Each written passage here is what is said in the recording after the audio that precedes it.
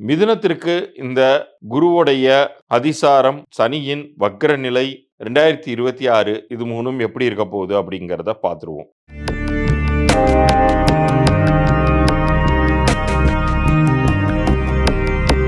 ரகசிய உண்மைகள் நேயர்களுக்கு சதீஷ் ராவின் வணக்கங்கள்.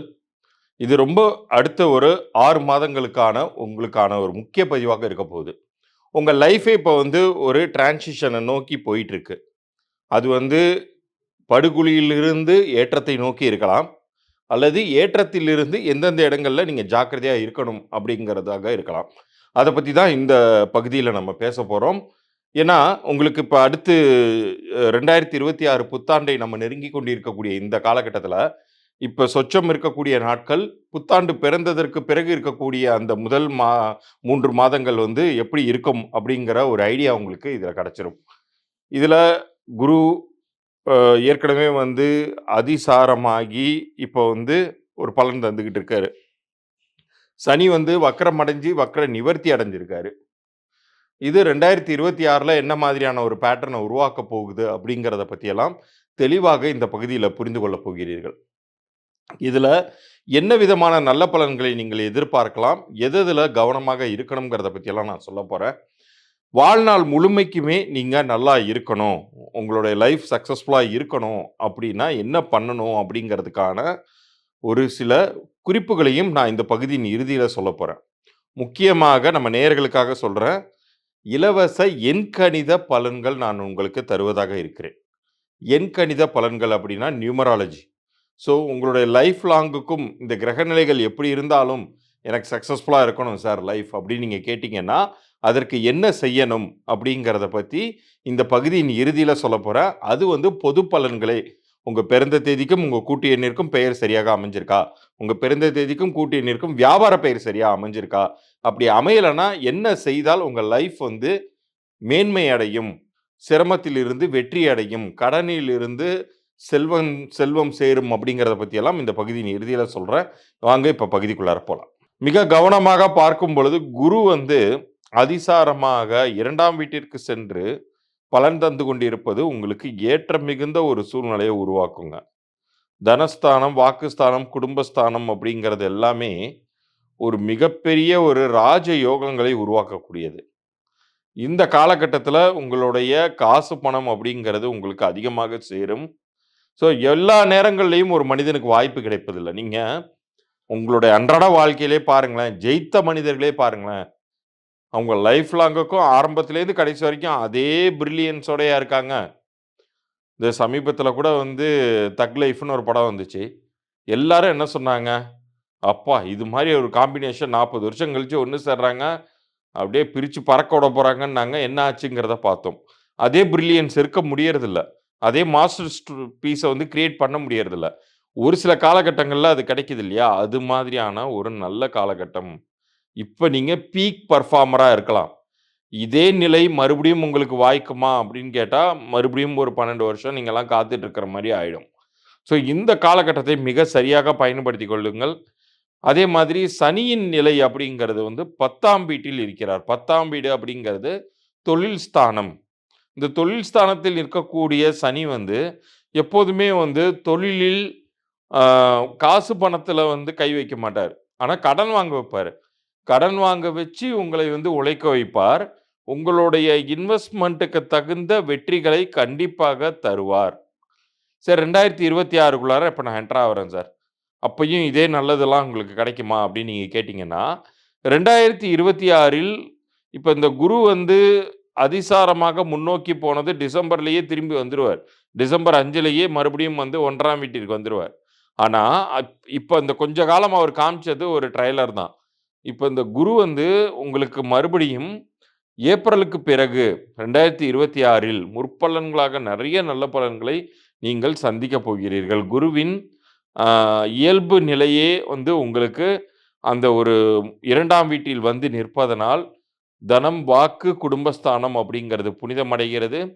உங்களுடைய குடும்பத்திற்கு தேவையான விஷயங்களை வாங்கி கொடுத்து, அவர்கள் மகிழ்ச்சி கடலில் ஆழ்த்துவது, உங்களுக்கு பணம் காசு அதற்கு தேவையான பணம் காசு கைக்கு வருவது, வீட்டில் தங்கம் சேர்வது, மங்கள ஓசைகள் இவ்வளோ நாள் நீங்க வரன் பார்த்துக்கிட்டு இருந்தீங்க. உங்க வீட்டு குழந்தைகளுக்கு திருமணம் பண்ணுவதற்கு அவங்களுக்கு மகன் என்றால் அ மருமகனை மருமகளையும், மகள் என்றால் மருமகனையும் எதிர்பார்த்துக்கிட்டு இருந்தீங்கன்னா, இப்ப அதற்கான சூழ்நிலைகள்லாம் அமையும். திருமணம் செய்வதுங்கிறது மலைப்பான விஷயமாக இருந்தாலும், அதற்கான பணம்லாம் வந்து குரு குடுத்துருவார். ஸோ 2026லயும் இதே பேட்டர்ன் தான் உங்களுக்கு கன்டின்யூ ஆகப் போகுதுங்கும்போது, நீங்க எதை பற்றியுமே வருத்தப்பட தேவையில்லை. ஆனா என்ன ஒரே ஒரு விஷயத்துல நீங்க கவனமா இருக்கணும்னா, உடல் ஆரோக்கியம் சார்ந்த விஷயங்கள். ஏன்னா இந்த காலகட்டத்தில சனி வந்து 10ஆம் வீட்டில் உட்கார்ந்திருக்கிறதுனால உங்கள நெறைய ஓட வைப்பாரு. நெறைய அலைச்சல் திருச்சல்கள குடுப்பாரு. ஆனா நீங்க டென்ஷன் ஆவாம, அலுப்பு பார்க்காம, சோம்பலுக்கு இடம் கொடுக்காமல் நீங்கள் உழைத்தீர்கள் என்றால், உங்களுடைய உழைப்புக்கேற்ற ஊதியத்தை நீங்கள் வீட்டுக்கு எடுத்து செல்ல முடியும். அதற்குரிய வெகுமதியும் உங்களுக்கு கிடைக்கும். சும்மாவே நான் ஓடிட்டு இருக்கேன். எனக்கு காசு, பணமே இல்லன்னா, உங்களுக்கே போர் அடிச்சிரும் இல்லையா? ஆனா அது மாரியா இருக்காது. நிச்சயம் வந்து உங்களுடைய உழைப்புக்கேற்ற ஊதியம் அப்படிங்கிறது இந்த காலகட்டத்தில் கிடைக்கவே போகிறது. நீங்கள் என்ன செய்யணும் அப்படின்னு கேட்டீங்கன்னா, இந்த காலகட்டத்தில் உங்களுக்கு கிடைக்கக்கூடிய பணங்காசை மிக சரியாக முதலீடு செய்வது, அ அதிகமாக அப்ரிஷியேட் ஆகக்கூடிய விஷயங்கள்ல பணத்தை கொ சேர்ப்பது அப்படிங்கிறதெல்லாம் பண்ணணும். அந்த பணத்தை தங்கமாகவோ, அ இடமாகவோ நீங்கள் வாங்கி வைத்திருக்கும் பொழுது, இது போன்ற ஒரு நல்ல நிலையெல்லாம் உருவாகும். அதே தான் 2026லயுமே கன்டின்யூ ஆகப்போகுது அப்படிங்கிறதுனால, முந்தைய தோல்விகளையும், முன்னாடி நடந்த விஷயங்கள போட்டு மனசுல குழப்பிக்காம, இப்ப நீங்க முயற்சி பண்ணீங்கன்னா, இவ்வளோ நாள் கிடைக்காத ஒரு உத்தியோக உயர்வு, உங்களுடைய வருமானத்தில் வந்து சேலரிய அதிகப்படுத்த கிடைப்பது, அதே மாதிரி உங்களுடைய வியாபாரத்தில் அதிக லாபங்கள் கிடைப்பது எல்லாமே கண்டிப்பாக இந்த 2025 எண்டு தொடங்கி 2026லும் கன்டின்யூ ஆகப் போகுதுன்னு சொல்றேன். இப்ப இவ்வளோ நேரம் நீங்கள் கேட்ட இந்த பலன்கள் உங்களுடைய அடுத்து வரக்கூடிய 6 மாதங்கள் வரைக்கும் உங்க லைஃப் எப்படி போகப் போகுதுங்கிற ஒரு பேட்டர்ன காமிச்சுச்சு இல்லையா? இது தவிர உங்களோட லைஃப் லாங்குக்குமே எனக்கு சிரமங்கள் இருக்கக்கூடாது சார். கடன்கள் இருக்கக்கூடாது. என் லைஃப் வந்து என்ன யோகங்கள் இருக்குன்னு எல்லாரும் சொன்னாலுமே கூட, அது ஆனா நிகழ்காலத்தில் என்னால அத அனுபவிக்க முடியல. ரொம்ப சிரமப்படுறேன் அப்படின்னு புலம்பிக் கொண்டிருக்கிறீர்களா? அப்ப இந்த பிரபஞ்சம் ஏதோ ஒரு விஷயத்த உங்க லைஃப்ல உணர்த்துதுங்கிறத நீங்க புரிஞ்சுக்கணும். ஏதோ ஒரு விஷயம் சரியில்ல. நீ என்னன்னு தேடு அப்படின்னு சொல்லி இந்த பிரபஞ்சம் சொல்வதாக நீங்க எடுத்துக்கணும். உண்மையிலே சொல்லப்போனா, இந்த பலன்கள இந்த நொடி நீங்க பார்த்துக்கிட்டு இருக்கீங்க அப்படின்னா, உங்களுடைய குலதெய்வத்தின் வழிகாட்டுதல்கள் இல்லாம, குலகுருவின் வழிகாட்டுதல் இல்லாம, உங்களுடைய இஷ்ட தெய்வத்தின் அருள் இல்லாம பார்க்க முடியாது. ஏன்னா, இந்த எண்கணித பெயர் அப்படிங்கிற பெயர் மாற்றம், பெயர் திருத்தம்ங்கிறது வந்து எல்லாருக்கும் கிடைத்து விடுவது கிடையாதுங்க. யாருக்கு விதி மாற்றம் நிகழணும்னு இருக்கோ, அவங்களுக்கு மட்டும் தான் கிடைக்குது. சரி, உங்களுடைய பெயரே உங்களுடைய லைஃபை பெரிய அளவுக்கு ஜெயிக்க வைக்குமான்னு கேட்டா, கண்டிப்பாக ஜெயிக்க வைக்க முடியும்.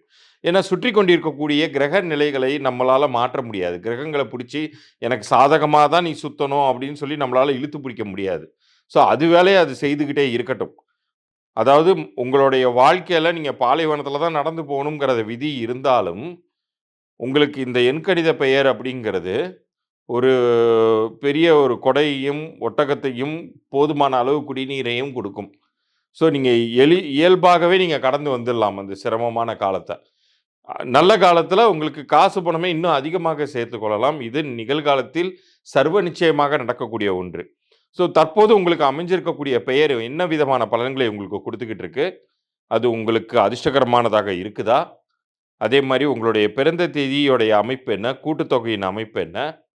உங்களுடைய வியாபார பெயர் யாராச்சும் வியாபாரம் பண்ணிட்டு இருந்தீங்கன்னா, உங்க வியாபார பெயர் நன்றாக உங்களுக்கு பொருந்தியிருக்கா? அது உங்களுடைய குழந்தைக்கு ஏதாச்சும் நீங்க பெயர் வச்சிருந்தீங்கன்னா, அந்த குழந்தைக்கு நீங்கள் வைத்த பெயர் அந்த குழந்தைக்கு நல்லது பண்ணுமா? இந்த தகவல்களை எல்லாம் தெரிந்து கொள்ளணும்னா, நம்ம சேனல சப்ஸ்கிரைப் பண்ணி ஸ்கிரீன்ஷாட்டோட உங்களுடைய பெயர், பிறந்த தேதி, உங்களுடைய பெயர் ஆங்கில எழுத்துக்கள் அனுப்பணும். பிறந்த தேதி, அப்புறம் உங்க வியாபாரம் பண்ணிட்டு இருந்தீங்கன்னா, வியாபார பெயர் அனுப்புங்க. கு பிறந்த குழந்தைக்கு பெயர் வச்சிருந்தீங்கன்னா, குழந்தையுடைய பெயர அனுப்புங்க. உங்களுக்கான இந்த பெயர் பொருந்தியிருக்கா, இல்லையாங்கிற தகவல்கள் வரைக்கும் மாத்திரம், இலவச பொது பலன்களாக நான் ஒரு 3 நாட்களுக்குள்ளார கண்டிப்பாக பதில் அனுப்புகிறேன். அதை கேட்டுட்டு, அது என்ன செய்யணும்னு நான் சொல்லியிருந்தேன்னா, அதுக்கப்புறம் நீங்க மேற்கொண்டு கன்சல்டேஷன் எடுத்துக்கொள்வதும், எடுத்துக்காததும் உங்க விருப்பம். ஆனா, அதனால் உங்களுக்கு கிடைக்கக்கூடிய பலன்கிறது உறுதியாக உண்டு அப்படின்னு சொல்லி, இந்த பகுதியை நிறைவு செய்கிறேன். மீண்டும் அடுத்த ஒரு சுவாரஸ்யமான பகுதியில் சந்திப்போம். நன்றி, வணக்கம்.